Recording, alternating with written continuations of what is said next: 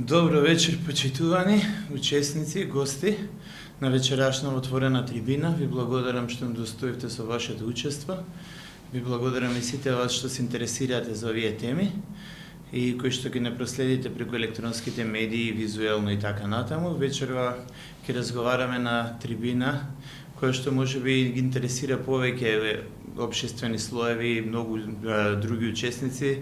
За жал вечерва нема многу учесници, меѓутоа се надеваме дека ќе постигнат актуализација и активација ваквите трибини и дека ќе постигнеме и поголем интерес кај целото општество.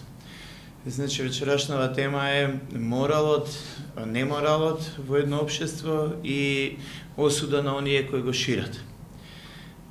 Значи, конкретно за тоа е вака двосмислено кажано, не станува збор само осуда за оние неморалот кои го шират, затоа што се почесто сме сведоци на осуда на оние кои што го шират моралот. Таков еден фрапантен и еклатантен случај беше за време на пандемијата, каде што сите оние кои што сметаат дека е морално и етички да се праша некој доколку биде вакциниран, доколку биде затворен, изложен на карантин или што и да беше тоа нешто што беше слично наведено на карантин, се сметаше до тој момент секаде во светот и во сите временски епохи и дистанции дека е тоа нешто нормално. Меѓутоа со пандемијата 2021-2022 се покажа дека ќе биде казнет тој што го шири таквиот вид на морал, односно правото на избор на здравствена заштита, правото на избор на здравствена интервенција, правото на избор на карантин и така натаму. Тоа е вака еден еклатантен пример, меѓутоа, за жал, општеството и човештвото е преполно со многу порадикални примери. И затоа го избравме и вечерашнава трибина, дел од трибината, односно да се развие дебата дали оние кои што го шират моралот треба да бидат казнети и од кого се казнети. И затоа најпрво ќе почнеме со тоа што е моралот. Моралот е значи еден склоп на начела, општо прифатени начела во една заедница. Најпрво е заедница, прво тоа била родова заедница, подоцна може да кажеме дека била народ, од кога се народил народот, нели, некои би рекле дека тоа е племе, па потоа се ширала така во меѓународни околности и сега да речеме тие вредности, односно начала кои што биле прифатени, формирале одреден морал. Ќе дадеме конкретни примери, например секаде во светот или во поголем дел во светот е крајно неморално да се има сексуални односи, да се шири, да речеме, генетскиот материјал да се пренесува во сродство, во најблиско сродство, односно со браќа и сестра, родители, браќа и сестри, родители, така натаму. И тоа, да речеме, прво потекнало со појава на патриархатот и подоцна било прифатено и скоро во целиот свет е инцестот забранет и се смета како неморал во скоро сите општества. Или, например, денеска се смета за цивилизацијска придобивка, облекувањето, а голотијата се смета за, освен ако е нудизам на плажа, се смета за неморална и така, например, ако се појавите на некој трговски центар или, например, на раскрсница голи, тоа ќе се смета за неморален чин, може во некој држави да ви уапси полиција и така натаму. Меѓутоа, да речеме, тоа за некое општество во Амазонија е морално и тие сметаат дека, например, некој нивкога би ги казнил или уапсил за тоа што се голи, дека тој е човек кој што не има некаков проблем, тој е зол, лош и шири обратно од морал, наместо морал шири неморал. Така да многу е релативно и дискутабилно што представува морал, што е неморал. И очекувам на оваа подтема, субтема да се развие најголема дебата. И генерално затоа ќе се фокусираме повеќе, ќе се концентрираме на моралот во западното општество или да речеме во доцниот 19 и 20 век, затоа што и ние, да речеме условно кажано или во наводници припаѓаме кон западното општество. И тие начала сме ги прифатиле, додуша тие начала на западното општество се малтене насекаде исти. Веќе и во Јапонија, и во Кореја, и во Кина, плюс минус важат истите начала, тоа што е морално во Европа, тоа е морално и во Јапонија или во Кореја и така натаму. И доаѓаме до главниот, односно круцијален момент, кој е тој што ќе каже што е морално. И во историјата имало многу, така да речеме, дебати, дури имало и судири, се водели и војни за тоа кој е тој што ќе каже што е морално, што е неморално. И, например, нешто што било морално за белците, не било морално за црнците, нешто што било морално за муслиманите, не било морално за христијаните и така натаму и така натаму. И тоа најчесто е повторно во рамките на родовите односи. Еве, колку жени може да има еден човек, или, например, што може да јаде, што може да пие, како да се храни, како да е организиран неговиот живот, одело до такви изострувања на ставовите да тоа што е морал за едните, не морал за другите, довело до војни и се појавиле одредени личности кои што, да речеме, изградиле цели системи, државни системи, прво биле општествени законски регулативи, па подоцна станале државни системи кои што имале изградени цели академии, казнено-поправни установи кои што се занимавале со казнување на неморалот. И таква, например, еклатантен пример за таква е англосаксонското друштво во сите земји на Комонвелтот, кој ќе постапувал спротивно на западните норми, ќе бил казнет, како што го кажав примерот со голотијата, пример со тоа да има слободен секс надвор од бракот, пример со тоа да се јаде одредена храна, а најстрого, например, било казнето, дури се каснувало и по живот, канибализам, например, односно човекојадство.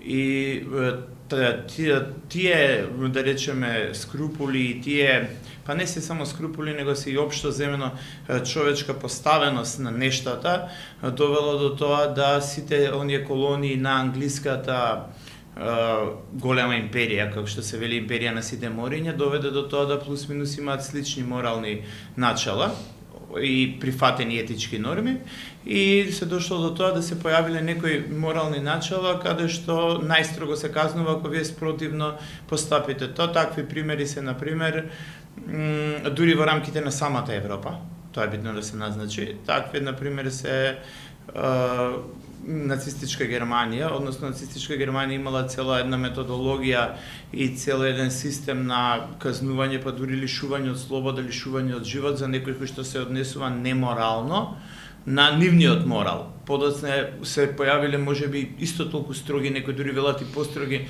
нормативни начала и казнено-поправни системи за некој ако се однесува спротивно на комунистичките, односно социјалистичките морални начала, односно нивниот морал, а сега после одредено време, да речеме после 70 или после 100 години, ние како општество сметаме дека моралот на фашизмот, на нацизмот или моралот на комунизмот и нивните методологии за казнување за неморалот воопшто не биле морални. Така да можеме да ова воведот да го заокружиме со една главна поента, а таа е што од моралот представувала една класична, како да кажам, лесно мерлива и уточната категорија, да се знае што е што, но се дошло до тоа да денеска имаме многу абстрактни поеми под тоа што е морално и имаме, например, самиот поим морална поддршка.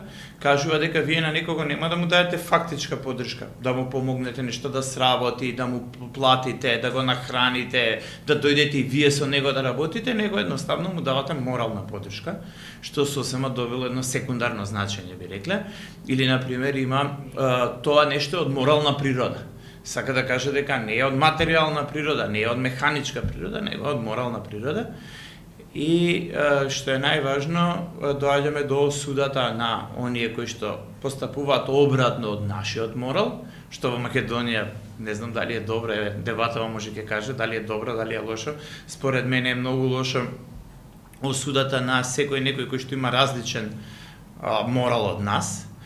И за жал се повеќе се губат оние установени, практикувани и традиционални морални вредности на сметка на индивидуалните. Мојот морал е подобар од твојот и доаѓаме до еден систем на горномалски, долномански менталитет. Нашиот морал е вистински, овие имаат селјачки вредности, овие имаат градски, овие имаат христијански, овие имаат муслимански, секој со некој во поделба, и сметам дека тоа е крајно негативно.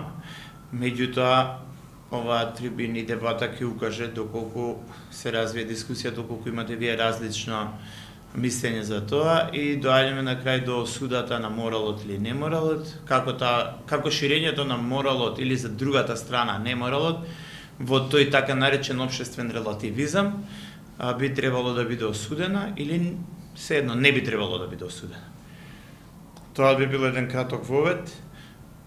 Сите што сметате дека имате некое прашање или, например, можеби е добро, требаше да фаќаме прибелешки, кои што можеби некој нема да се сложи на одредена тема, слободно нека праша, слободно нека дополни, нека забележи нешто. И чисто да подсетам дека може да ги поделиме во 3 подточки, значи за тоа што е вистински морал и како етиката произлегла од него, моралот во општеството, моралот во западното општество и како резиме може да биде осудата на оној кој што постапува морално или осудата на оној кој што постапува неморално. Како што кажа Томче, значи моралот е, значи се дели моралот, нели имаме различни видови на морали. Тоест во однос на перцепцијата на луѓето како си го сваќа моралот, секој си развива своја некоја визија, идеја за моралот. Сега, Македонија е конзервативно општество, христијанско општество, уште од давнина. Ние имаме еден вид на морал кој што се врзува директно со христијанството, односно со 10 Божји заповеди.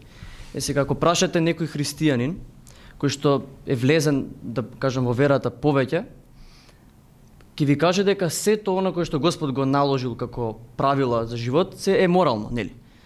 Сега, имаме ситуација каде што се јавува една дебата помеѓу луѓето и јас сум имал лично неколку пати таа дебата разговарано со мои соговорници, дали религиозен човек е нужно да биде морален и обратно. Што значи, дали религијата се врзува со моралот? Сега, прашањето е нешто друго. За која религија се врзува моралот, ако е така, нели? Дали се врзува за будизмот, или пак може да се врзува за христијанството, за исламот, за хиндуизмот, или за некоја, не знам, денеска се јавуваат и некои нови религии, шпагети религии, баш такви, каде што луѓе веруваат во шпагета. Дали таа религија може поморална или вистинскиот морал? На крајот на таа дебата со луѓето кои сум ја имал таа немаше заклучок и секој се тргнеше на своја насока. Мој личен став е дека човекот треба да се води според Божите закони, дека кој може подобро да знае што е морално, а што не од Бог. Одлично. Значи, вака сега, тоа станува збор за подалба на моралот и тоа со оваа, да речеме, како да кажеме, дисциплина, општествена дисциплина, се занимавале луѓе што од времето на Сократ, дури има и некои записи дека дури Питагора лично се занимавал покрај со математика, се занимавал со тоа како да биде поделен моралот и со тек на време се појавиле повеќе гледишта, значи стоицистичко гледиште, реалистичко, конзервативно, разни има таму гледишта, нели? И главната поента е дека повеќето европски, односно денеска така наречено западноевропски или евроатлантски вредности, бидејќи тие не се само европски, нели, се цела Америка, Канада и така натаму, па во голем дел и Јужна Америка, и во најголем дел, се базирани на христијанскиот морал. И доаѓаме до тоа, конкретно твоето прво подпрашање, дали христијанскиот морал е оној вистинскиот морал, и многу луѓе ќе речат тие што се од запад доскоро, за жал сега последниве 10 години па и 15 гледаме дека се појавија некои нови вредности, некои нови етики. Некој пат може друг пат да подискутираме за разликата помеѓу морал и етика, меѓутоа сега да се задржиме за моралот, се појавија на пример ЛГБТ вредности, трансродови вредности, вредности на новото нормално и така натаму. Сега ако сето тоа го поставиме на страна како неиспитано и како нешто што не го проживеало текот на времето, доаѓаме до она така наречена западноевропски или евроатлантски систем на вредности, кој што е базиран на христијанскиот морал и етика, и најчесто луѓето сметаат дека тој е базиран на 10 Божји заповеди.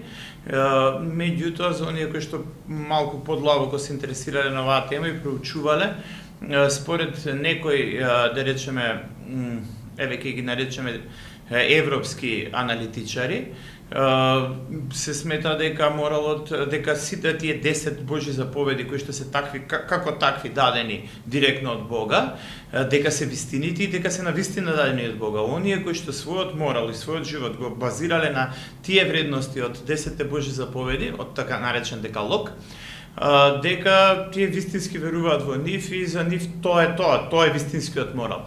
Со појавата на, да речеме, ајде така, атеистички системи, како комунизмот и фашизмот, се дошло до тоа да се релативизираат тие поими и да генерално се дошло на некоја златна средина.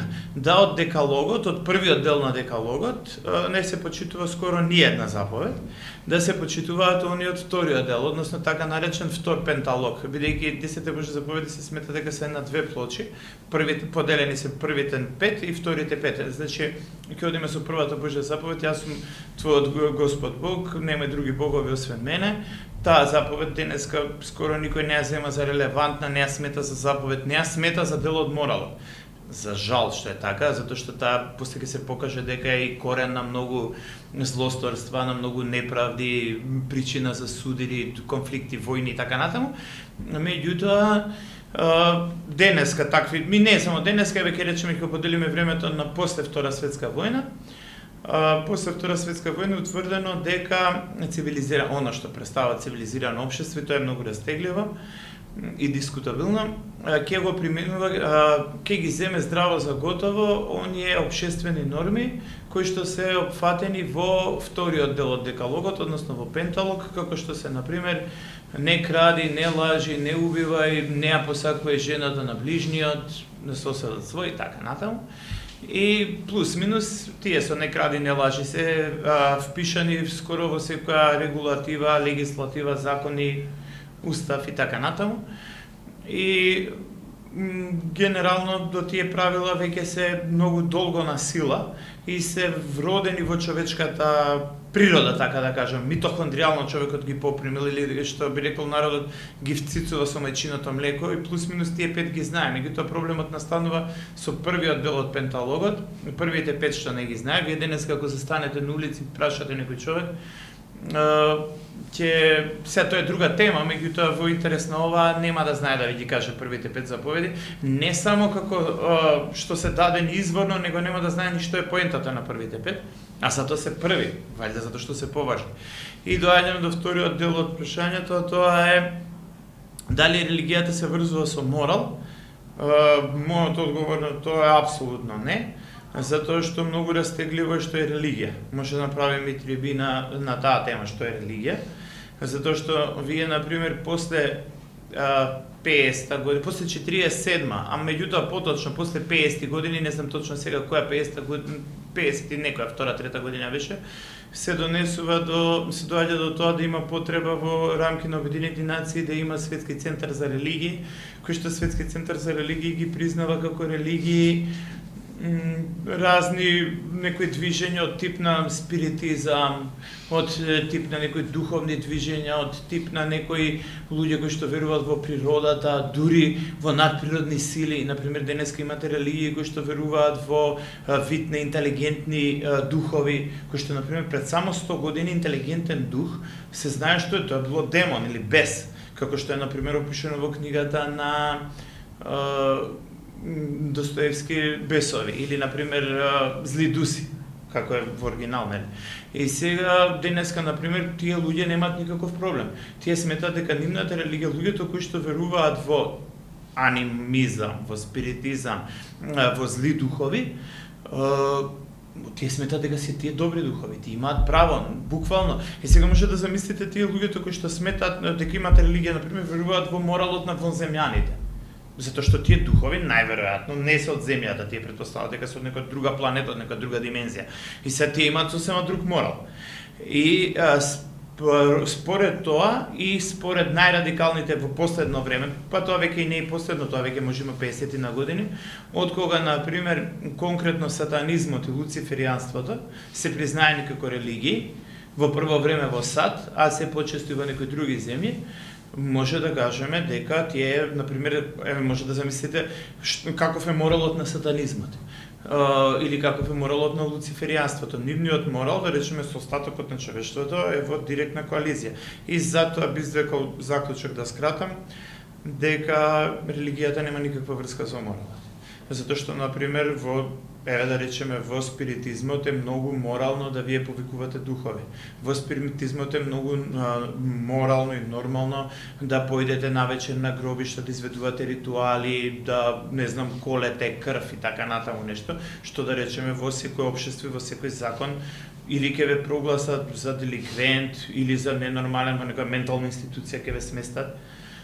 Сега не знам како е во Европа, меѓутоа генерално е тоа многу дискутабилно и многу голем проблем се појавува со тоа дека религијата е поврзана со моралот и тука доаѓаме до можеби најсуштинското прашање кое што се кршат копја околу него можеби повеќе од 10 века или ајде ако го прецизираме 17-16 века од Никејскиот собор.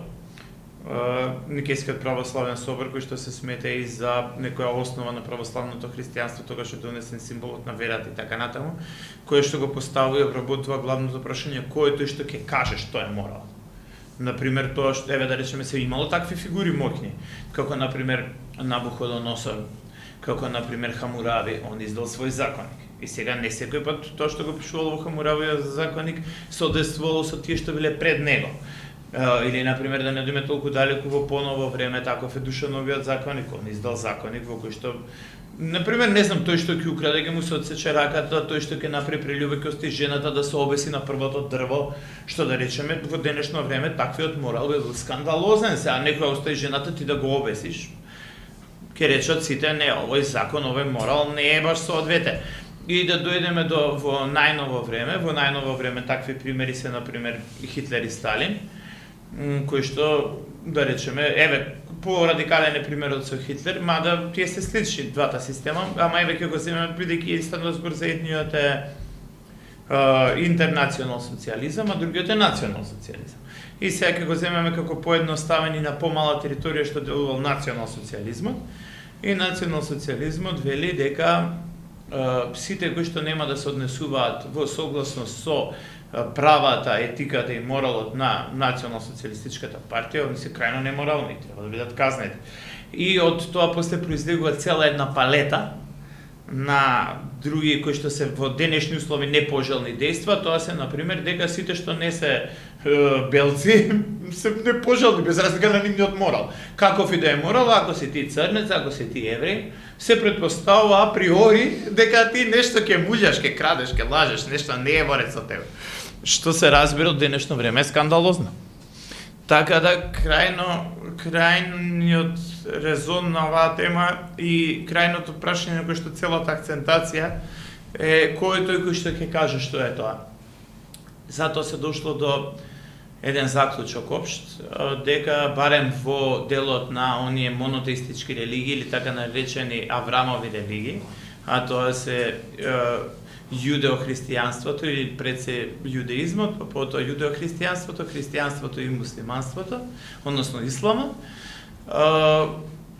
Тој што кажува што е вистина, а што е невистина, што е морално, што е неморално, е живиот Бог, еден, тој кој што е моќниот Бог, Отец, еве да речеме, или како што би рекле муслиманите Аллах Джелешану, Елохим Адонај, што би рекле евреите, тој е тој кој што е апсолутен авторитет и од него произлегува целиот морал.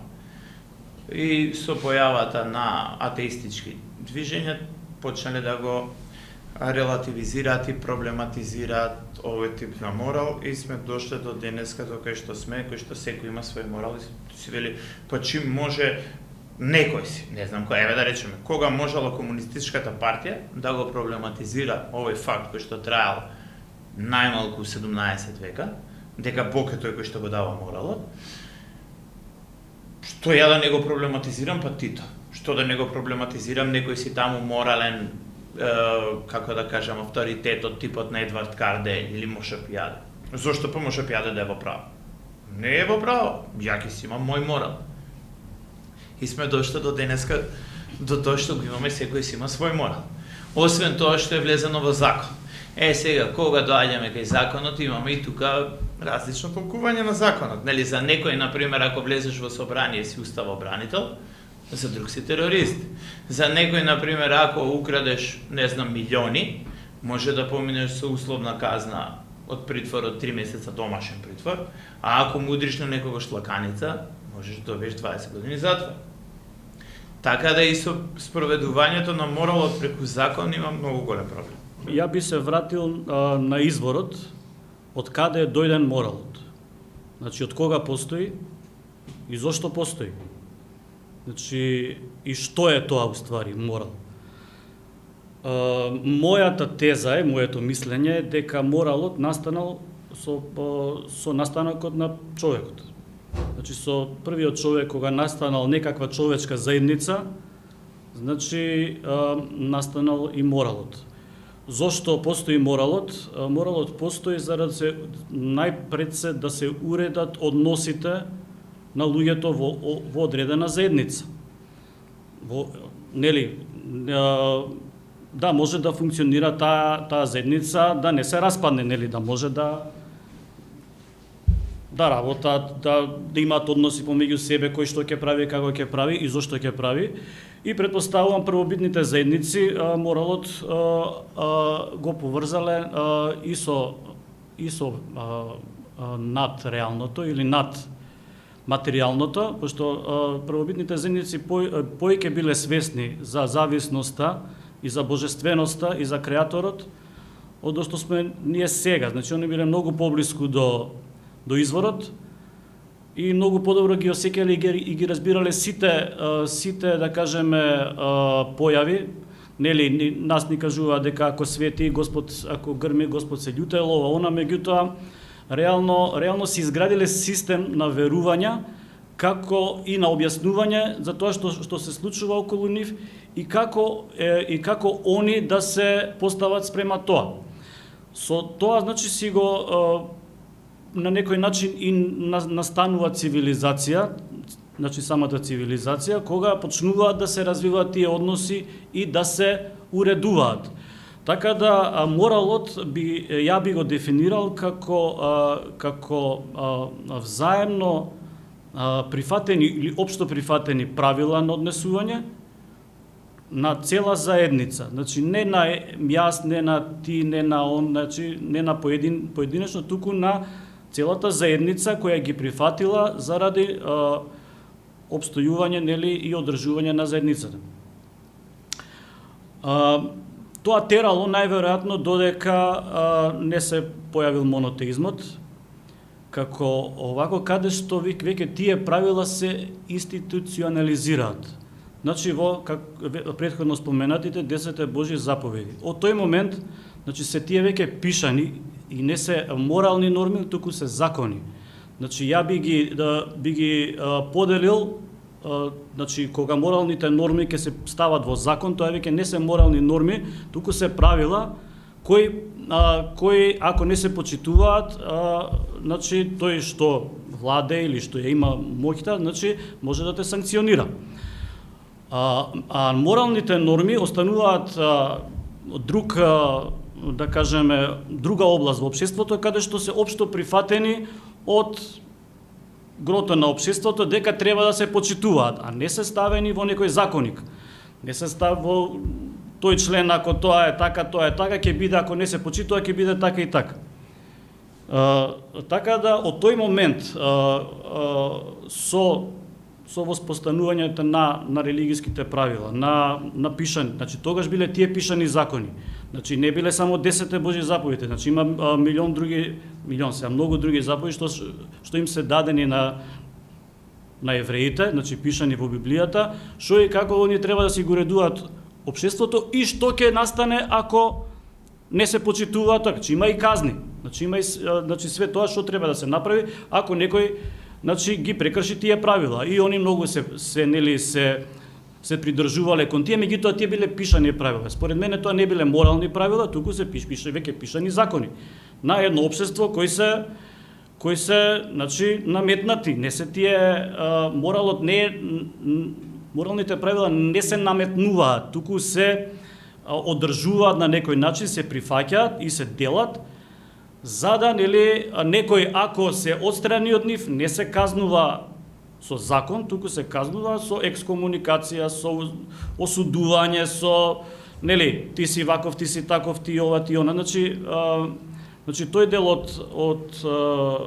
од моралот кој не е ставен во закон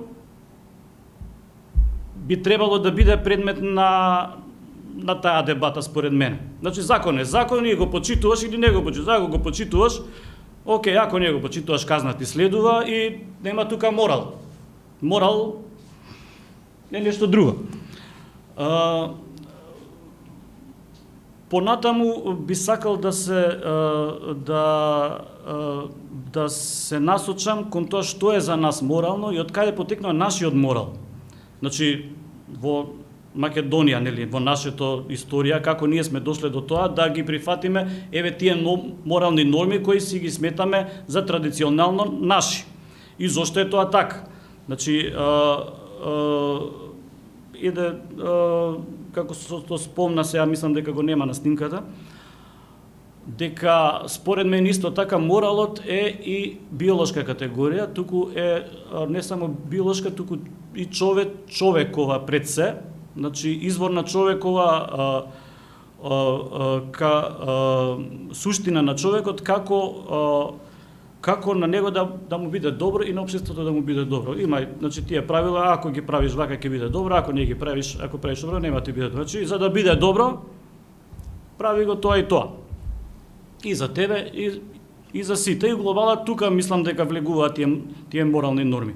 Ние како македонци, пред се мислам дека треба да се фокусираме на мојата фокус е, да кажеме, на македонците пред се. Што е тоа што е за нас морално и од кај дошол тој морал и зошто тоа сме го прифатиле. Значи, ние сме тука на оваа земја, значи, се знае дека апостол Павле дошол, значи, го прошил, значи, христијанството, сме го прифатиле христијанството и у глобала сме се врзале за тие правила. Значи, почитување на Христос, значи, на библиските правила, христијанските правила и обичаи и што се вика прилагодени на нашето поднебје.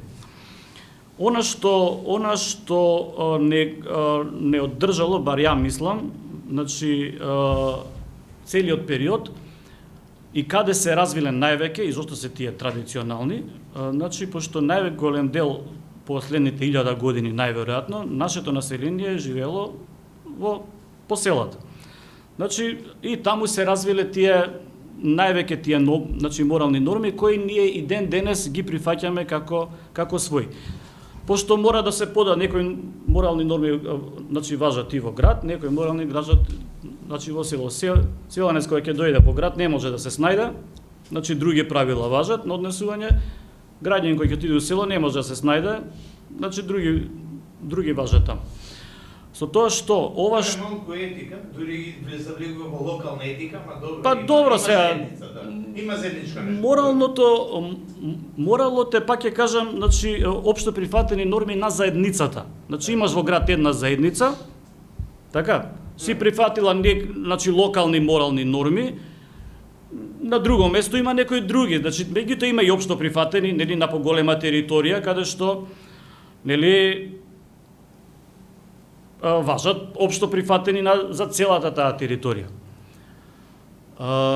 Она што моментално, значи, се случува да ние како македонци и со тие сме ги и покрај комунизмот, мислам дека има доста влијание секако во нарушувањето на традиционалните морални норми, значи во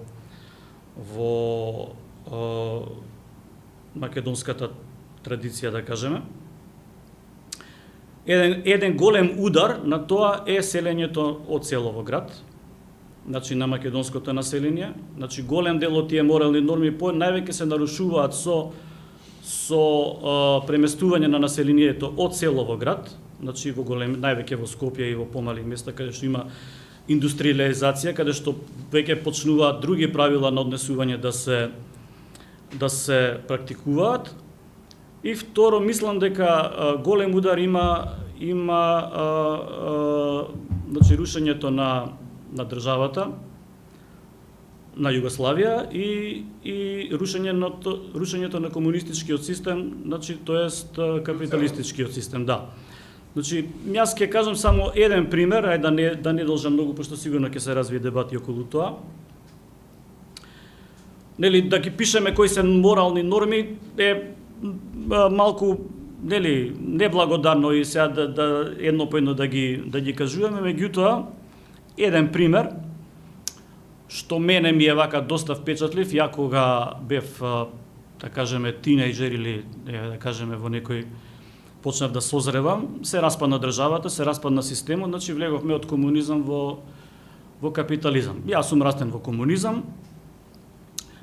Тие општи норми мање више биле кореспондирале со традиционалните, како што сум воспитуван, луѓето околу мене, единство нешто што сме били отргнати од христијанството. Значи тоа можам да го кажам дека меѓутоа самиот одек, пошто има длабоки корени христијанството во Македонија, че тие си имале инерција некои во комунизмот каде што ние сме ги задржале без разлика на сите тоа на целиот комунистички систем како делувал и како ги потиснувал, да кажеме, тие вредности. Еден пример само ќе кажам.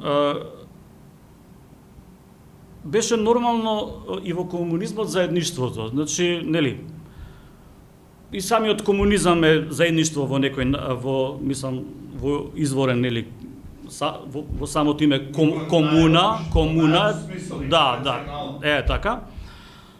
Меѓутоа, кога дојде капитализмот, нели, во не можам ни да го наречам капитализам тоа што се дешаваше во 90-тите. Меѓутоа, првото правило кое значи претходно не беше важно колку имаш, имало колку толку да се преживее, имало, значи тоа е факт. Меѓутоа сега дојдоа нови правила. Значи првиот мене таков културолошки шок на некој начин што ми се деси беше тоа да луѓето почнаа на велико да кажуваме мене не ме интересира ништо, мене стомакот да ми е полн. Значи мене што ми е гајле за да си го наполнам стомачето и тоа ми е, значи тоа порано го немаше. Значи тоа почна со значи рушењето на системот, воведување на капитализмот на некој начин. И едноставно за мене беше шок. Чекај, не беше, нели не требаше вака, ама у глобала се општо прифатено правило веќе постана значи морална норма нова, дека дај да си го напунам стомакот, ја да јадам, да јадам, да пијам, да си се обезбедам, а за друго не ми е гајле. Така да мислам дека од тој момент и некој тригер на сите понатамошни пореметувања во вредностите, сега можеме да ги наречеме морални норми или систем на вредности, дали ќе ги поистоветиме или ќе биде нешто различно, тоа може да се дискутира. Меѓутоа да го кажеме како систем на вредности, каде што еден темел на заедништво се изруши, каде што почна значи егоизмот јас за мене, а за другото не ме интересира. Така да еве може да се направи, значи од тој момент, значи дискусија што е, дали е морално тоа ја само за мене да мислам, а да не мислам за другото, или пак е морално да, нели, индивидуализмот, нели, секој да си има свој морал. Што мислам дека не е баш дефиниција за морал, не може да има секој свој морал, пак моралот е некоја општо прифатени правила на заедницата за делување на поединецот на некој начин. И ќе се надоврзам и на темата, претходно ги запишав прашањата со говорникот кој што не сакаше да соделува јавно, односно ги постави само како прашање, па ќе се обидам да ги поврзам овие теми, неколку теми, може си повеќе, десетина теми.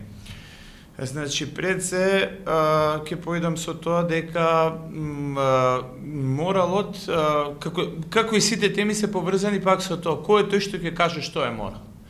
Значи, тој збир на вредности во наводници, збир на вистински вредности, збир на правила и начала, кој тој што ќе каже.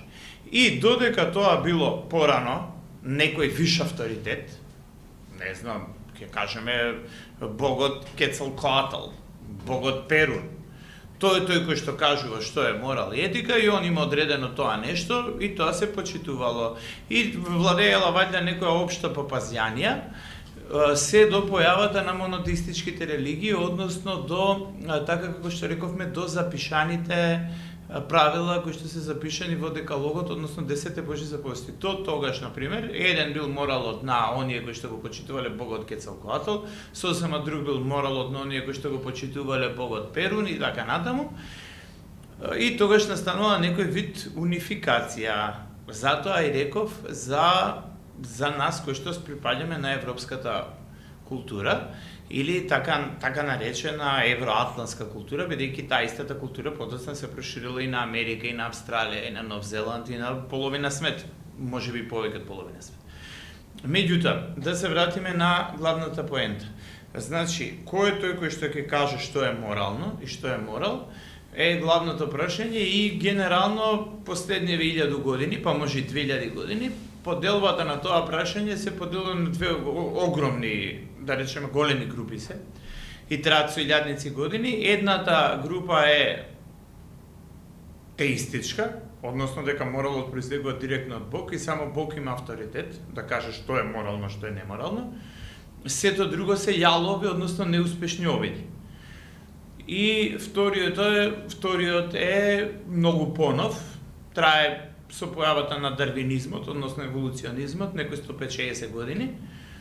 Тоест, од тогаш трае теоријата, а иначе изградената морал и етика на база на атеистичко гледиште трае 120 години.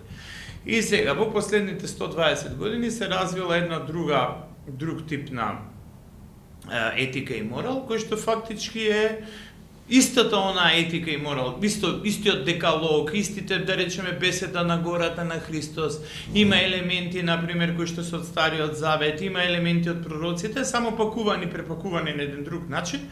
И тука, ова е моје гледиште, меѓутоа не само моје, на многу сериозни мислители, поготово источни мислители, од Русија, од Кавказот и така натаму, поготово од Ерменија и од Грузија, кои што сметаат дека комунизмот е фактички и целиот тој морал комунистички е во пракса истиото нешто е христијански морал, само пакуван и препакуван и едно јалов обид да се направи христијанство без Христос.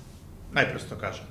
Христијанство без Христос и сега има еден друг вид на гледиште, а тоа гледиште е дека моралот не зависи од Бог, не зависи од виш авторитет, него човекот сам од себе го изродил и тоа е еволуционистичко гледиште, како што рековме, не знам кој рече на почетокот, уште во дискусиите дека секој човекот се раѓа со морал сам по себе. И тоа е тоа. И сега, например, може да кажеме кога првпат се појавил некој возвишен вид, висок вид на морал, например, е сраснувањето на бутна коска. Колку овај да звучи налудничаво, меѓутоа, не знам дали знаете, дека ниедно животно не може да преживее доколку му се скрши рветниот столб или бутната коска. Единствено човекот најдени се наоди од пред 7, од пред 10-12 години. Сега тоа е исто прашање дали е вистината, староста, датирањето на методологијата на датирање на толкава старост. Меѓутоа, еве, ќе се ограничиме на некои 5000 години. Најдени се, например, луѓе кои што живееле во пештера, не е важно, живееле во некоја примитивна цивилизација, земјанки и така натаму, кои што немале никаков морал, никакво знаење, биле на ниво на кромањонец, на крапински човек, не знам, не е важно. И некој од нив живеел со зарасната бутна коска, неправилно зарасната бутна коска. Значи, во светот на животните, во светот надвор од цивилизацијата, кога вие ќе скршите бут, умирате во најголема агонија за 3 дена, за 5 дена. Кој знам колку може да траат за лихите. Затоа што не можеш да се движиш, не можеш да бегаш, ќе те сретне првиот предатор, ќе те расхине и тоа е тоа. За да преживееш со скршена бутна коска, треба некој да ти носи јадење, да лови за тебе, да бере бобинки за тебе, да ти ја повива раната, да ти одржува раната, подоцна ти направи штака, да ти запали огин, да те покрие, да те брани од предаторите, да го изложи својот живот, за да го заштити твојот живот. Иако знае дека ти имаш, од искуство знае, дека ти со скршена бутна коска имаш мали шанси да преживееш. Што значи дека тука доаѓаме до така наречена еволуционистички појава на моралот, дека во човекот од нигде никаде се зародил моралот како таков. И генерално некои луѓе, може еден, може повеќе, решиле да својот живот и се што имаат го жртвуваат за некој кој што има многу мали шанси, со денешен речник кажувам, многу мали изгледи, со скршена бутна коска, да се грижат сите за него да он преживее. Што значи дека моралот е директно поврзан со емпатијата и симпатијата. Значи прво они развиле емпатија и симпатија и подоцна кога развиле емпатија и симпатија, сватиле дека тоа е добро и подоцна почнале да се грижат за сите други. И со поголеми и со помали повреди. И така да станало морално дека некој, твојот татко, брат, дедо, неважно, кога ќе остари, ослаби, ќе се разболи, ќе скрши некоја коска, морално е ти да го чуваш како што те чувал он тебе. И независно од Бог, независно од Христос, од Буда, од Аллах, си се развил моралот и тоа е тоа. Меѓутоа, тука имаме многу голем проблем, затоа што денеска науката и современата психологија, па и психоанализа вели дека емпатијата не се раѓа, човекот не се раѓа со емпатија. Односно, емпатијата се учи. И повторно доаѓаме до тоа кој е тој што кажал, што е емпатично, што е симпатично. Затоа што ние ако земеме човекот и денеска цивилизираниот човек, не тој прачовекот, веќе го наречеме пештерски човек, гледаме дека денеска многу проблематично е за човекот да развие емпатија. Затоа што, например, може да видите ако, со најбанални работи ќе преидам, па до најрадикални, со конкретни примери, кога, например, некој ќе ви пресече на црвено и вие ќе кочите да направите сообраќајна незгода, сметате дека тоа е најголем невоспитаник, еден неблагодарник, еден идиот, еден треба тој затвор да се стави. А кога ние нешто се брзаме, имаме некој болен, правиме нешто, ќе поминеме на жолто, малтене црвено, сметаме дека тоа е па и не е така страшно, тоа е симпатично. Зошто? Само затоа што ние сме поминали. И дека се расправаме со полицајецот зошто немаш каиш, односно ремен, зошто не си врзан, па колку е жешко времето, ама само сега не сум врзан и така натаму. Односно доаѓаме до тој морален релативизам, односно тоа што е морално за тебе не е морално за мене и така натаму. И доаѓаме до моментот кој тој што го дал моралот првично, значи мој лично мислење и не само мое, е дека моралот потекнува директно од Бога, бидејќи моралот сам по себе, како што е директно врзан со емпатијата, е директно врзан и со обстојбата, односно со преживувањето, е дел од преживувањето на човекот, посебно на заедницата. Сега, ако човекот не му бил даден морал, ќе се споколеле, ќе се изеделе канибализам меѓу себе луѓето и готово никому ништо. Сега, ќе владел едноставно законот на џунглата, како и кај сите други животни, посилните ги јадат послабите, ќе ги стигнат, ако ги дофатат, ќе ги раскинат и секого што ќе го дофатал, што ќе бил посилен, покрупен, кај знам побрз, ќе го стигнал тој послабиот, поситниот, ќе го раскинал и тоа е тоа.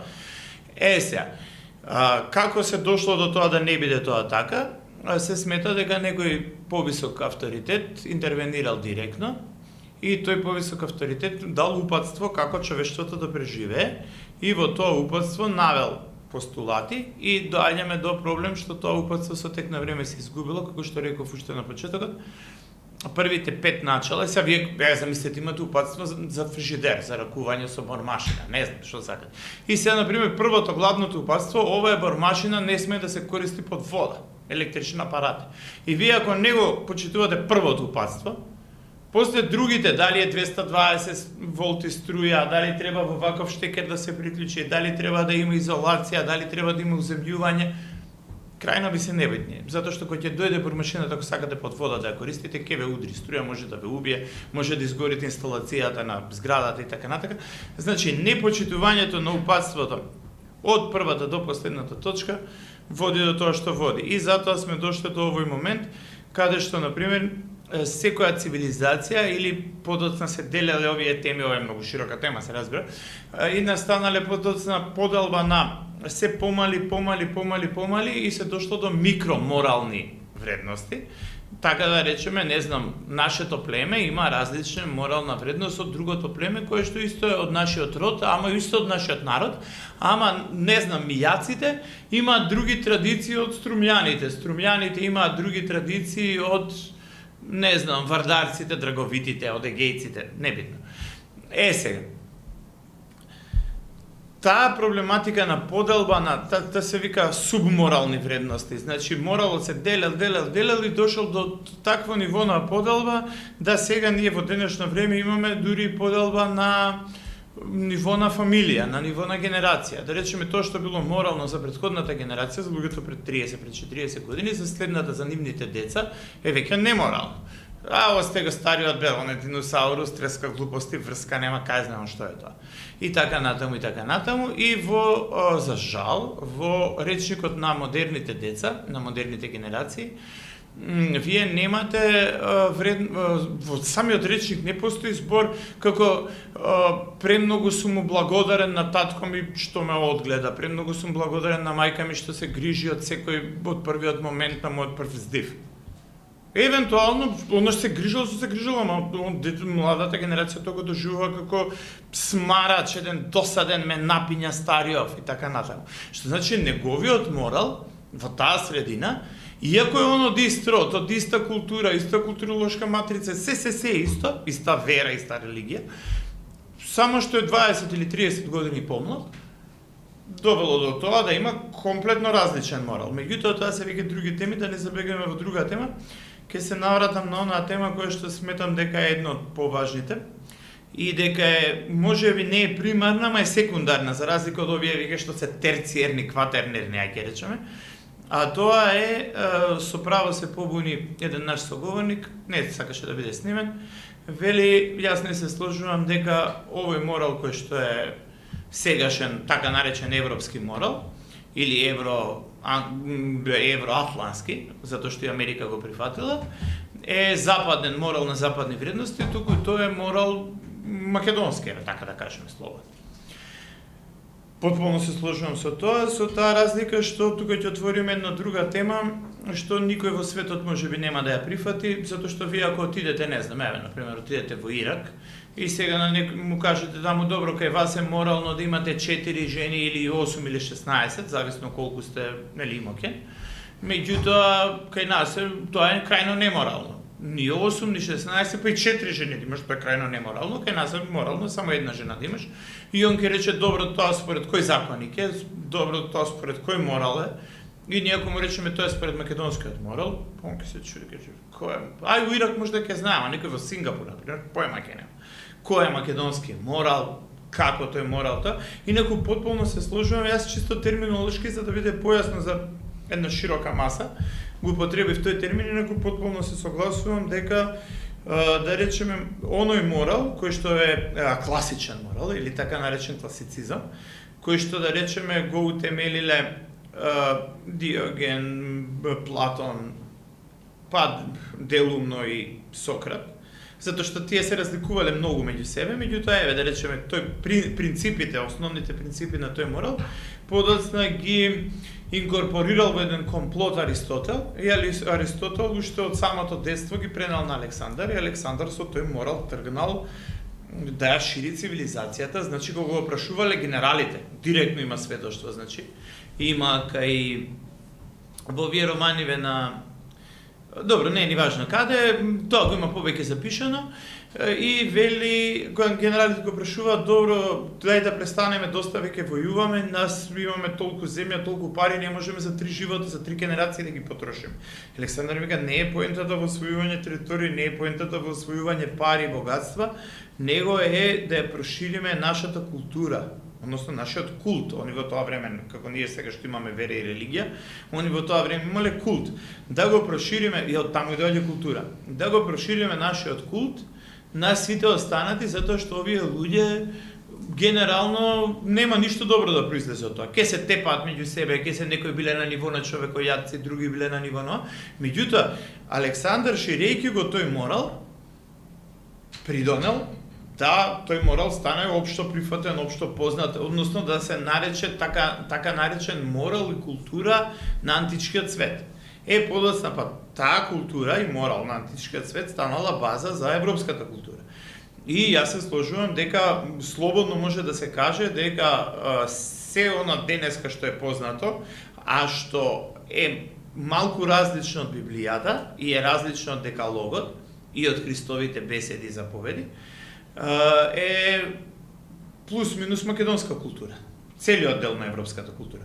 Меѓутоа, ако ние одиме со ова тврдење, ретко кој тоа го знае. И тоа е наш проблем. Ние, значи, ке треба наследни дебати, меѓутоа не ние како родина, не ние како оваа трибина, него ние како македонски народ ке треба тоа да го актуализираме и популаризираме, дека фактички западната култура и западниот морал се всушност македонски морал.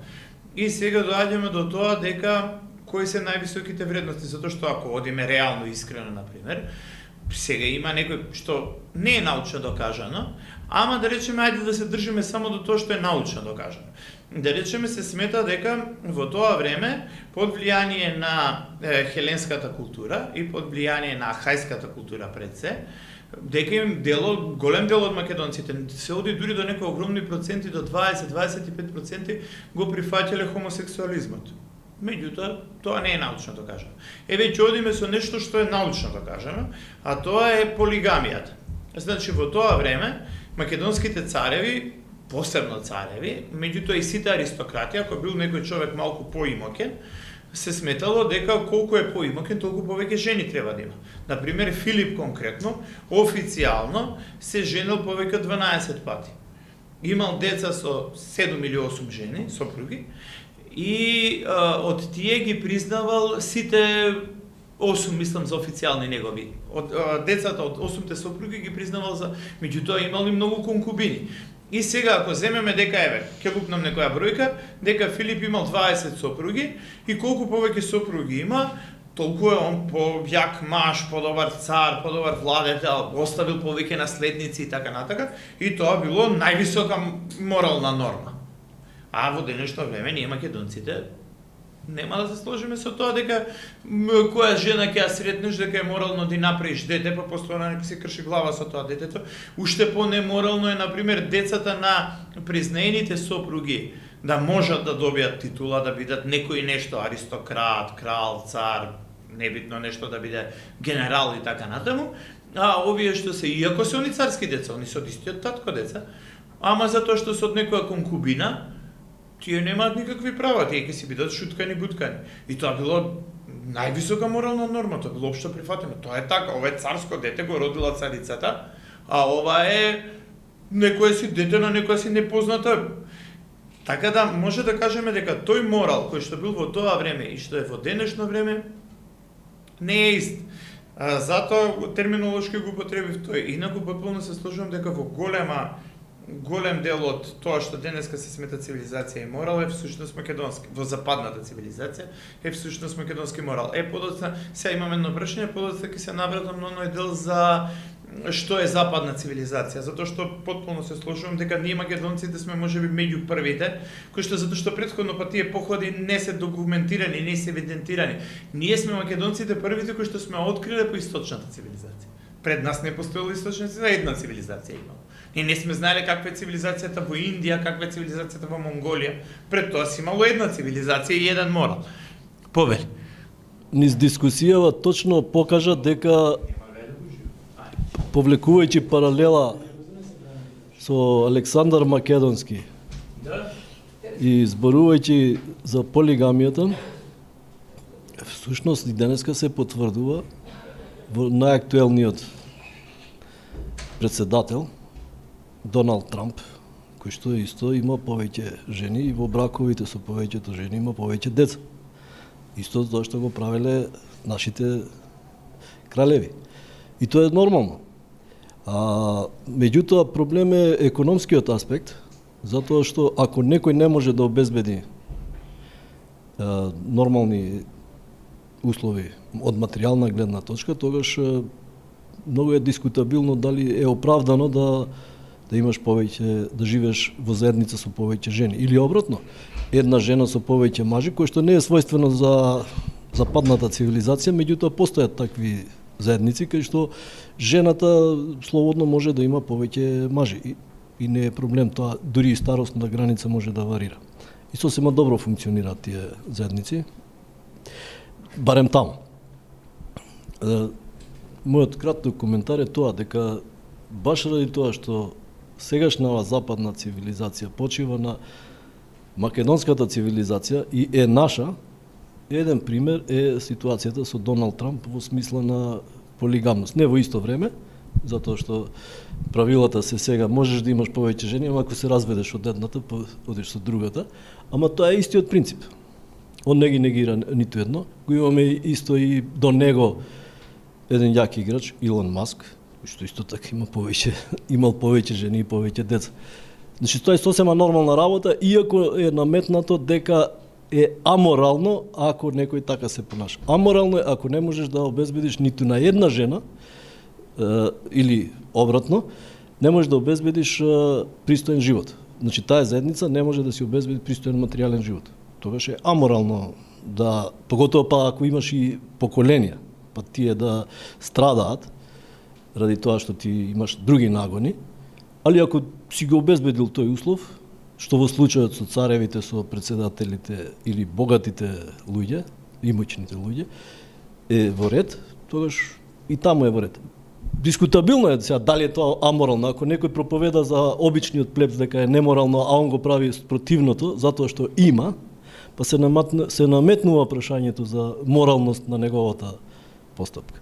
Сега значи вака, добро интересно прашање, многу интересно прашање, уште поинтересна констатација.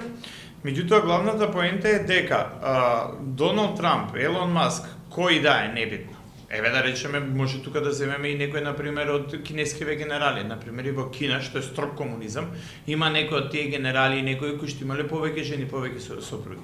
Меѓутоа, главната поента кај се наметнува, што да речеме конкретно ќе се задржам сега на Трамп, како што беше првичната идеја. Трамп никаде не декларирал дека тој се заложува за вредностите на античкиот свет, односно се заложува за хеленистичката цивилизација, дека он живее по хеленистичката цивилизација.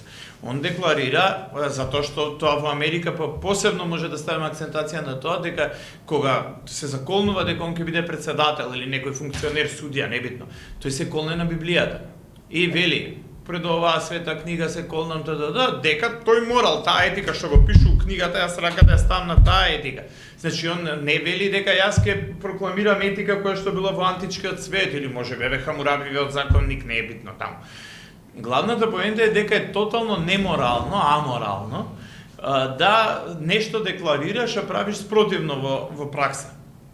И сега тука се наметнува едно многу друго прашање, што рече, например, тоа е морално, твојата констатација, директно одговор на твојата констатација, се малку ќе изигравам адвокат на феминизмот, што најне сакам, меѓутоа чисто за да има дебата. Ти велиш крајно неморално ако тој нема услови, а создаде повеќе бракови, повеќе семејства, односно повеќе деца и не обезбеди ни за жените, ни за децата. Тука ќе рипнат феминистки дружби. Кој е он мене да ме обезбедува? Сум него предмет, ја не сум објект, јас сум субјект. Така. И сега, имаме тука друг дел, кој што, например, ќе рипне третава сега најпопуларна и најајде, така да речам, срчан, а најексплозивна и екстровертна групација, која што ќе рече, какви бе два пола, бе? Зашто у два пола ги делиш мажите и жените? А ја што сум среден род, овој што е 16-ти род, ја денеска сум маж, утре сум жена, па ја не сакам ни да имам деца, па има сега една огромна групација која што смета дека не треба да си има деца, дека депопулација на светот и така натаму и така натаму. И за сите тие сега во Македонија, слава му на Господ, што се маргинални групи, меѓутоа во светот се појаки лоби групи и групи на одлучување, ќе речат дека тоа е крајно неморално. Самата оваа дискусија сега ние што дискутираме е крајно неморално и самата таа констатација треба да обезбеди некој на некого да обезбеди. Секој сам се обезбедува. Тој што си сака дете подразбира без разлика, жената си сакала такво дете, он не ја силувал, не ја тепал на сила и затоа и она колку што татко да треба да обезбеди, толку треба мајката, родител 1, родител 2, тоа нештото if, she, it, нештото кое што утре ќе одлучи да има дете или да нема дете, ќе смета така натаму. Затоа јас, например, се држам до класика на она што е морал, затоа што ден во ден, посебно после короната, ние гледаме дека доминира, неверојатно, просто екстравагантно, доминира тоа што се нарекува новото нормално, И сега во новото нормално, што велат србите, живи били па видели што ќе биде морал. Меѓутоа, да се задржиме на тоа што е установен морал во рамките на, повторно ќе речам, во наводници, западноевропските или ако сакате, само не мора западноевропските, затоа што повеќе и Источна Европа е скоро плюс минус истиот морал и етика. Европските вредности и европскиот морал, традиционален европски морал, генерално се базира на христијанството. Сега, кај настанува главниот проблем? Главниот проблем настанува што кога ние македонците сме го ширеле тој морал и етика на исток и на југ и во Африка и во Азија и така натака, во истото тоа време, например, она што се смета за срце на Европа и европските вредности било вандализмот, односно варварството, кое што одело до такви рамки да во вандалите, затоа се наречени вандали, тие сметале дека кога ќе видат нова цивилизација, ако таа цивилизација е послава од нив, по дефиниција заслужува да им бидат украдени жените, децата за робови, жените за сексуални робинки, и они по дефиниција заслужуваат да бидат поробени. Тоа е тоа, нема што ние да дискутираме. Плюс, а меѓутоа тоа го правели и многу други, го правели и келтите, го правели и римјаните и така натака, меѓутоа кај вандалите е многу специфично, што во нивниот морал и етика сосема морално било да им го запалат селото, да го разурнат градот, затоа се вика вандализам. Вика, како ги освоија, овие не им го запалија, они ништо не направиле. Ако не го запалат градот, дури имали волови, специјални волови со такви рала, да го изораат, да нема траг дека таму имало град. И тоа било сосема морално. Гробиштата да им ги изораат, жените да им ги силуваат. Зошто? Зошто се они победени? Во истото тоа време, исто на тој запад, кој што денеска, например, е многу морал, многу висок морал е тие западни вредности, потекнуваат така наречениот англосаксонското право, и нели тоа што денеска го подразбираме како земјина Commonwealth или англосаксонско право, и таму владете англосаксонски морал. Во тоа исто време кога Александар ширел морал и етика, тие, како што претходниот соговорник кажа, се мислам таму морепловците кога стигнале на англискиот остров, нашле дека таму сите племиња кои што живееле, племиња, различни групи родови, биле човекојатци. И они се јаделе помеѓу себе, англите со шкотите, келтите со секој со секој. Не знам сега викинзите, пошто имало едно време и викинзите најверојатно не биле канибали, не биле човекојатци, меѓутоа овие сите други биле човекојатци. Сега се постава прашањето дали има нешто, вандаливе да речеме биле на многу по неморално ниво. Ширеле неморал, за разлика од ние македонците, сметаме дека сме ширеле морал. Меѓутоа од нашиот светоглед. Вандалите ширеле неморал, меѓутоа ако ќе го споредиме неморалот на вандалите во однос на неморалот на англосаксите, што е по-неморално? Да му го разурнеш и запалиш градот на некој или да му ги изедеш децата пред негови очи? Така да, ширењето на неморал е сосема една друга димензија. Меѓутоа, ако земеме па сега од македонски аспект, за да не се претвори во предавање, многу накратко ќе одговорам уште ова, например, па ние македонците, кога сме го ширеле нашиот морал и етика, како што сме се ужаснувале од моралот на човекојатците, ова не е морал, овие се ненормални, јадат луѓе. Овие исто и од вандалите, овие се исто ненормални, разоруваат градови, ти палат. Исто така, например, индијците гледале на нас. Индијците, например, не знам кој град прв во Индија беше што го освоил Александар, кога стигнал Александар таму бил фрапиран од нивната култура, од нивната богатства, злато, сребро, сафири, сето тоа, меѓутоа и многу длабока морална култура од дела, нивнови Махабхара, што имале напишано таму се нешто. И бил многу задивен, многу од таа длабока култура, меѓутоа они биле од нас ужаснати. Ви јадат крава, човече. Се нормални. Најшто јадат крава, јадат свиња. Буквално тие нас не нарекле лешојади. Оние кои што јадат лешеви.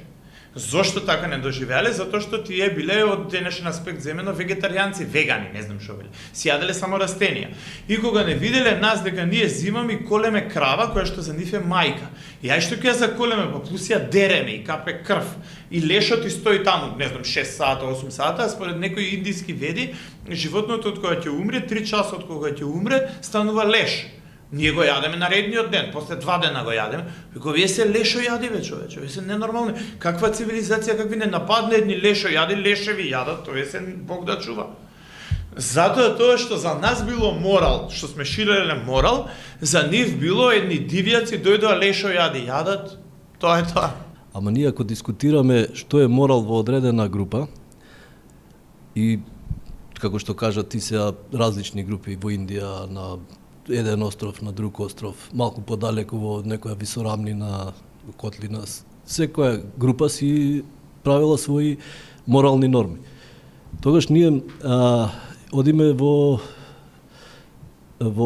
една предпоставка дека не постои универзален морал, него постојат повеќе морали на заедниците, кои што се слични, различни малку или антиподи еден на друг. Меѓутоа, прашањето е дали во суштина постои единствен морал од Господ даден, од Бога даден, а се друго што го наоѓаме во овие примери е различна интерпретација на тој морал или изопачување на тој морал. И што ме изопачување или различна интерпретација станува за аморал. Односно сите овие групи кои што ги наведе, сите се неморални, вклучително и македонскиот морал. И од било која, од универзална перспектива, затоа што е тоа интерпретација на универзалниот морал, или тој единствениот од Бога даден, кој што па не знаеме каков е. Велиме се кога се запишало во Библијата и тоа е од Бога. Меѓутоа, Библијата има точен датум кога е запишана, најстариот запис. Еве нека има, кога е? Пред 5-10.000 години? Не, те е толку 3.500 години. Океј, не е битно, нека бидат и 4.000. Меѓутоа, седнал некој и му ги издиктирал некој или му текнало нему па да ги запише. Или претходно се зборувало за нив. А се во констатација? Значи, да, дискутирам. Значи, Библијата не значи дека некој седнал или некој му диктирал на некому па го запишал, него тоа биле правила кои што биле вообичаени и пред да се запишат. Ако датираме дека е тоа пред 3-4.000 години, кога се запишала, ја тврдам дека најмалку уште кога човекот уопште можел да комуницира меѓу себе, тие правила почнале разговорно да се дефинираат и важеле исто како што ги запишале или слично. Меѓутоа прашањето е дали и пред тоа, кога човекот како свесно суштество можел да комуницира еден со друг, дали и пред тоа не постоеле таквите правила? Зошто ги спомнуваме, спомна сега ти пред малку, зошто човекот би се разликувал од животните? Зошто би само човекот има, дали само човекот има емпатија или имаат и животните? Односно, зошто човекот е животно во суштина? Да, ама не е најден Бог со зарасната бутна коса. Не знам, меѓутоа јас знам примери и сега дека животните имаат емпатија, дека се спремни да се жртвуваат и за друго животно, и за човекот како друго животно, и за животно од истиот род. Спремно е да се жртвува буквално како и што ние му ги припишуваме тие морални карактеристики на човекот. Кучето, например, како најверен пријател, ги има тие карактеристики, меѓутоа не само тоа. Да. Затоа што и тие се Божји суштества. Не е само човек. Сега, зашто би го издвоеле човекот? Најверојатно затоа што сме ние, само бендисани, и така си дефинира. Поентата, да ја кажам, значи, сметам дека постои еден универзален морал, кој што за жал, може би не го знаеме, и се друго, на овие групи кои што ги гашуваме, се извитоперување, искривоколчување на тие универзални морали, може би од добронамерни поводи, може би така се случило и функционира во одредена заедница таа интерпретација на моралот, на универзалниот морал, меѓутоа во друга заедница па не функционира. Во друго време, ако во едно време нешто функционирало било сосема прифатливо, сега, во сегашно време, тоа е неприфатливо. Или уште интергенерацијски ако одиме. Што рече ти, децата наши, или ние како деца на родителите, нашите морални вредности поприлично се разликуваат од родителите, односно од децата. Што е тоа што што допринесува да едни морални вредности не може да се конзервираат. Иако можеби целта на моралните вредности како сет на правила е да ја конзервираат состојбата. Меѓутоа има нешто што не им дозволува.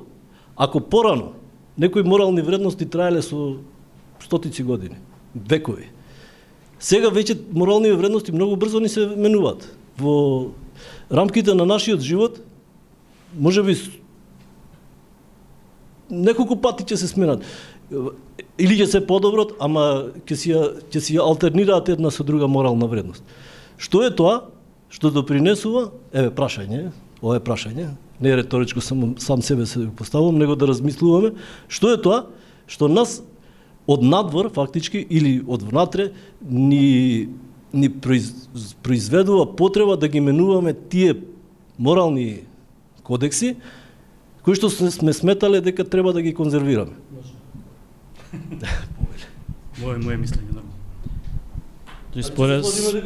Па да, дефинитивно се менуваат и реално се, како што кажа, за последниве години драстично се менуваат и многу почесто. Тоа е пред се резултат на технолошкиот развој. Значи, технологијата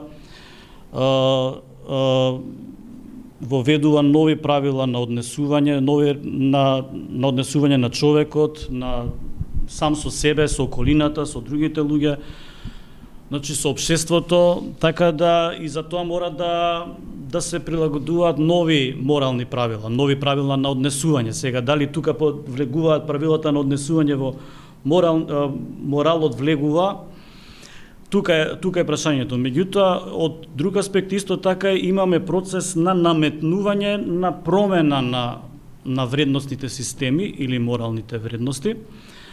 Така да сега што ни се дешава не е тоа природно менување, што самото тоа што го спомнав, значи самата технологија доведува до промена на навиките на човекот, на односите помеѓу луѓето и со самото тоа и менување на моралните правила и моралните наметнувања на околината. Така да со првото, да кажеме, може почнало да се менува со измислувањето на парната машина, нели, првата индустријска револуција, втора, знам понатам, развој на науката, нели, самата наука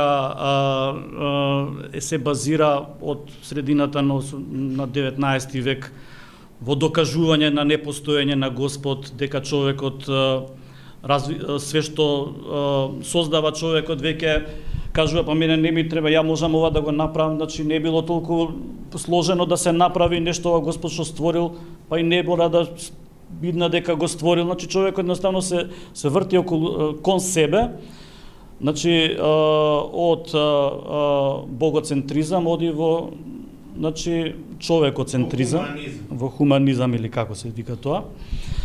Значи, така да тука се случуваат големи општествени промени, каде што е неминовно да доведе до промена и на свеста, и на делувањето, и на, како се вика, општењето на луѓето помеѓу себе. Така да, тие се некои природни процеси на промена на однесувањето на човекот. Еве сега да кажеме дали е морално да најново е да користиме artificial intelligence. И тоа е едно големо прашање во моментот што пред 10 години, значи или 20, не знам кога, не сме имале таква недумица, не било во рамки на морално и неморално. Меѓутоа сега дали е морално ја за моја некоја работа да користам и да се фалам дека е моја. Да кажеме, да го пласирам како му е, дали е тоа морално или не е морално. И сега можеме да развиеме дискусија, уште тоа е веќе во рамки на зародиш, меѓутоа, еве, за мене, например, не е, меѓутоа, со тек на време, до моментот кога 90% од луѓето ќе го прифатат за морално, значи, моето мислење како малцинство ќе стане, значи,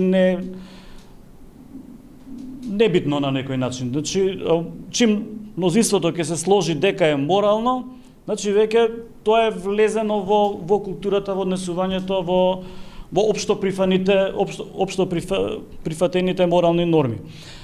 Може би кај нас има многу друга опасност во како што спомнав во наметнување и до бришење на традиционалните вредности или традиционалните морални норми, каде што модерната западна цивилизација или западен систем на држави, да кажеме, го наметнува и би кажал дека кореспондира со тоа што го спомна и Томче,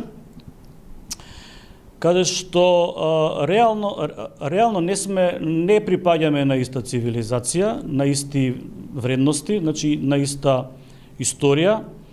Значи, како ги спомна дека англосаксонска, вандалска, римска, значи они претежно се заснуваат на тие морални вредности, на тие цивилизации што биле во тоа време. Ние поише прифаќаме на источната, медитеранска, да кажеме, цивилизација, која што е на некој начин извор на модерната цивилизација, како што веќе и го потенциравме. Така да, јадењето луѓе, ја мислам дека денеска е само модифицирано, значи и уништување на цивилизација која они ја сметаат за инфериорна од нивната.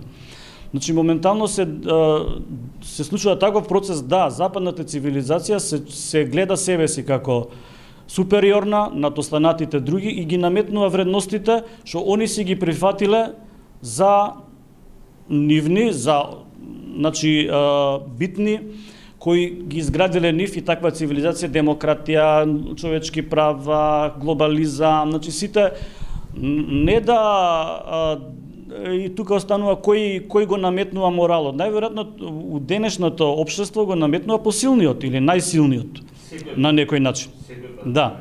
Значи, ние си знаеме за божествените норми, значи веќе се ставени, прифатени, значи сме ги живееле, сме виделе дека е добро и сме ги одржале на некој начин, меѓутоа еве доаѓаат времиња каде што вештачки се бришат и се наметнуваат некои нови, тоест се брише една цивилизација христијанска на некој начин или древно македонска или како можеме да ја наречеме, од Александар и пред него до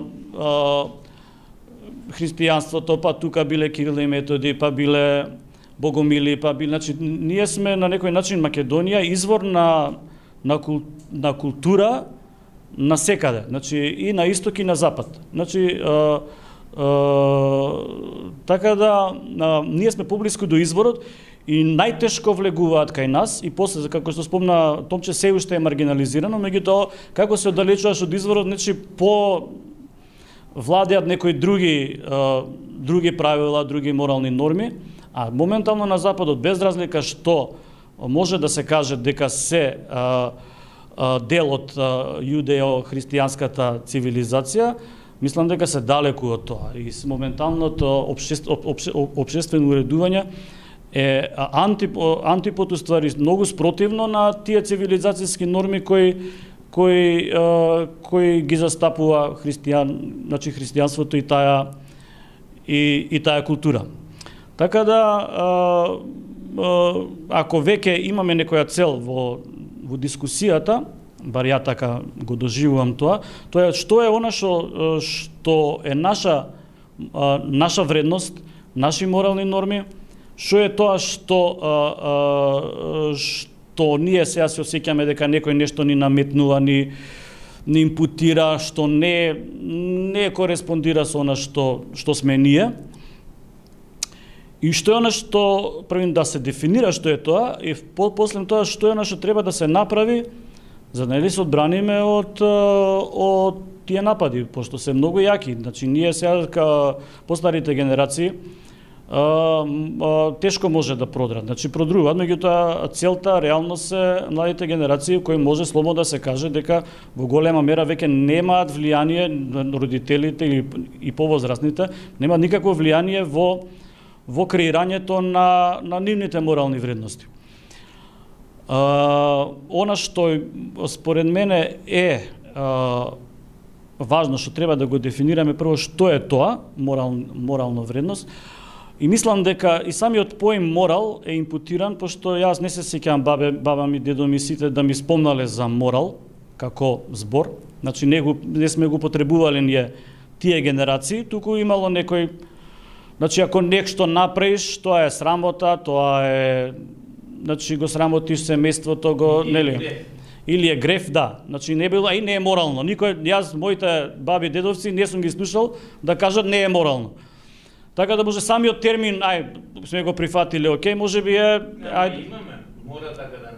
Тоа е морално. Морално е од Срекна нова 49-та, веќе сме го прифатиле, да. Али мислам дека треба да се за да ги разбистриме работите, значи треба да се свртиме кон тоа што не учеле нашите баби и дедовци. Значи тоа што ни кажувале што е добро, што не е добро. Значи мислам дека без разлика, да, сме стара цивилизација, водиме корени од антика и од претходно. Меѓутоа, како што кажавте, многу од тие работи веќе и со христијанството дека се поништени, веќе не функционални. И ние сме изградени веќе по овие векови христијански на скроз друга основа, значи веќе не можеме да имаме повеќе жени. Имаме една жена, така се пише во Библија. Значи ако почине, значи ако се разведеш или овакво, значи како вика, ако земеш друга жена, пак е неверство, значи не е како да кажам, сме се засновале на тие вредности и почнувајќи од тоа, значи можеме понатаму да градиме, да се прилагодуваме на новите, меѓутоа базирајќи се на тие традиционални вредности од нашите баби и дедовци. Тоа комунизмот што ни го наметнувал, тоа можеме исто да направиме, мислам, ревизија, дека дефинитивно имало голем удар во системот на вредности кој ние сме перпетикували и кој уствари не оддржале. И како тоа да го пренесеме на младите генерации. Значи тоа мислам дека е најбитна точка која треба да се Тоа е резюмето. Да.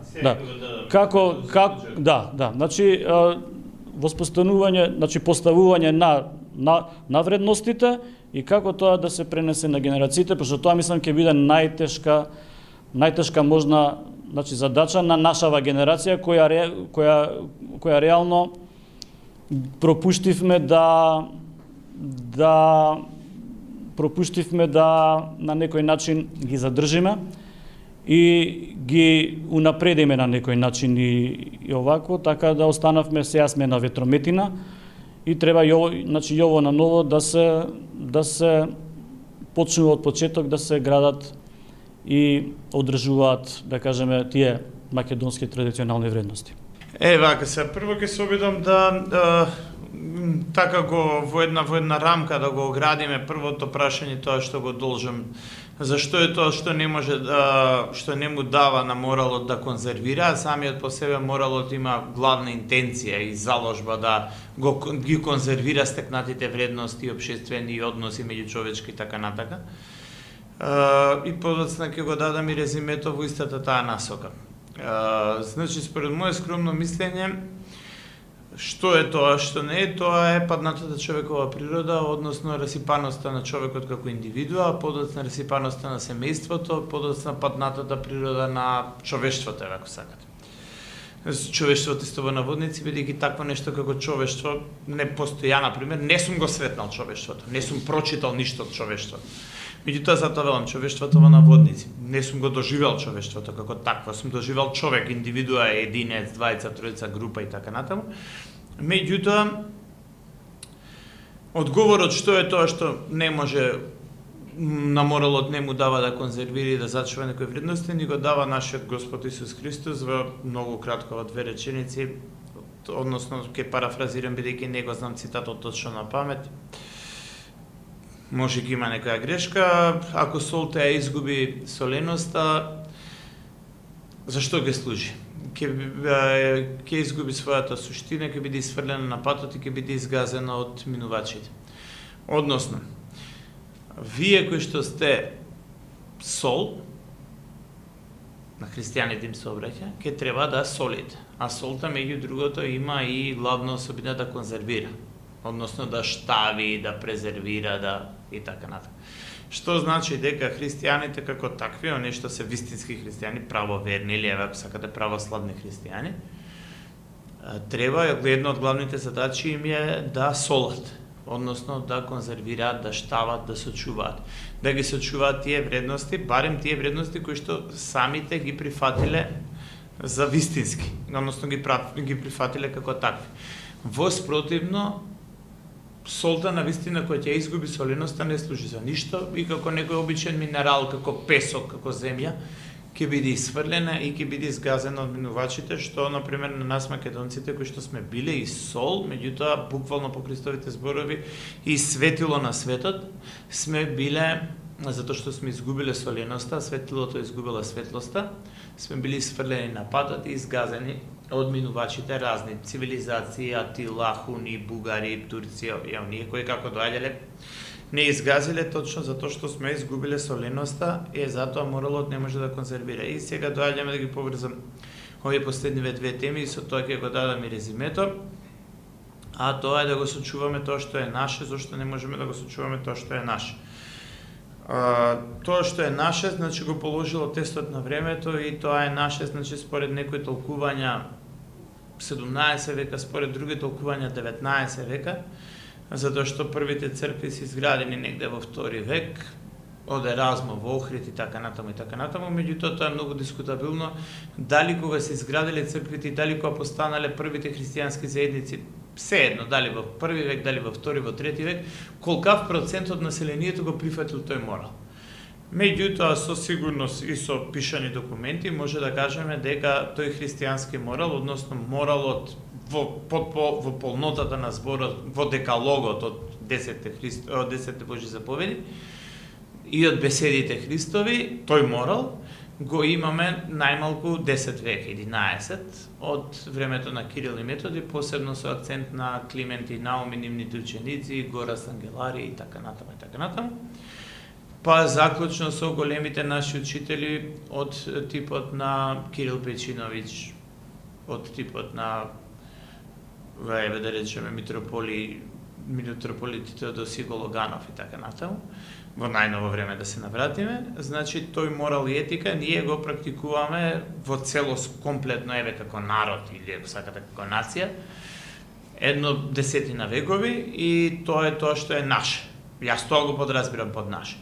И ние тоа што не сме го практикувале 10 века, ако го изгубиме сега во име на некој, не знам, култура, западна, источна, sejedno каква, ќе биде голема штета, а тоа како ќе го сочуваме затоа што многу пати се наметнува таа дилема и не мислам дека е случајна, мислам дека нашите непријатели, и духовни и телесни, и видливи и невидливи, ние наметнуваат таа дилема и се пошироко станува дел од општествениот дискурс, а таа е дали е тоа вистинскиот морал, дали е тоа морал.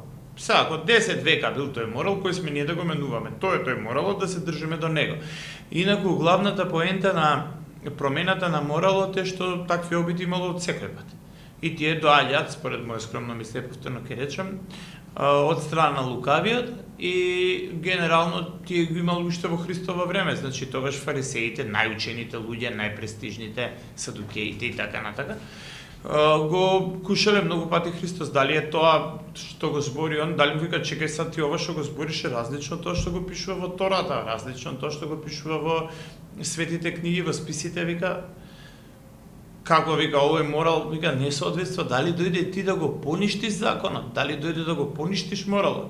И Христос што им вели? Христос им вели не дојдов јас ни да го поништам законот, туку дојдов да надополнам, односно народски кажано да биде полесно разбирлив, питок за широки маси, да не биде многу комплициран, да може да го разбере и професор доктор, меѓутоа и еден дедо што пасе 2 овци, така да биде достапен за секого. И генерално успеал во тоа, затоа и тоа преживело, значи тој морал преживеал еве 2000 години, како што гледаме и ден денес е база на секој еден закон, е база на секој едно нешто што е општо прифатено. Значи ја не знам некоја цивилизација каде што на пример тие основни морални норми не краде, не лажи, не убива и почитува ги претходните генерации, мајката и таткото и така натаму и така натаму. Одно буквално, значи, поготово вториот дел од декалогот во некоја цивилизација не ми е позната таква цивилизација. Може имало некој ацтеки, некој мај, најверојатно се изумрени, кои што овие вредности не ги почитуваат. Ги сметам дека тие се трајни вредности, не само што се традиционални, него би требало да се смета за нив дека се изворни трајни вредности и тоа е тоа што е наше, тие се наши вредности, се разбира надоврзани, накалемени на старото стебло на изворното македонско, кој што исто сме имале ние многу големи, високи, длабоки вредности. И главната поента е дека да завршиме со тоа дека нема промена на моралот. Моралот е таков каков што е даден од Бога директно и можеби постои уште пред постоењето на луѓето, затоа што многу луѓе тука прават грешка, велат дали моралот постои од со Христовото постоење затоа што сметаат од незнаење, дека Христос постои од кога се оттелотворил, односно од кога дошол во тело. Меѓутоа забораваат дека Христос е безпочетен, Христос е едно од ипостасите, односно личносно постоење на Светото Тројство, дека тоа е еквивалент на Богот човек. Колку е човек, толку е Бог, тој постои од секој пат. И од секој пат постојат и неговите морални начала и догми. И генерално може да кажеме да заклучиме со последните две негови заповеди, кога го кушале, кога го провоцирале, ајде да речеме, фарисеите и садукеите и го прашувале дали дојде да го измени законот, тој што вели, и кога неговите следбеници го прашуваат што е тоа што, да речеме, не можеле луѓето да го запамтат целиот тој закон, многу премногу им било, пишаниот законик, и велеле што е тоа највеќе на што треба да се фокусираме и тој им го објаснува многу просто во две реченици. Првата заповед вика цело тоа ќе ви го склопам во две заповеди. Првата заповед е возлюби го Господ Бог со сето свое срце, сета своја душа, сите свои помисли, што најчесто забораваме ако сме христијани, ако сакаме да го сочуваме тоа што е наше, ова е наше. Ќе ги повторам, возлюби го Господ својот Бог со сето свое срце, сета своја душа, сите свои помисли. И втората заповед е возлюби го ближниот како самиот себе си. Ако не успееме да го возлюбиме ближниот како самиот себе си, што би рекол Кирил Пејчиновиќ, нафиле ќе ни биде целиот труд. Ви благодарам за вниманието.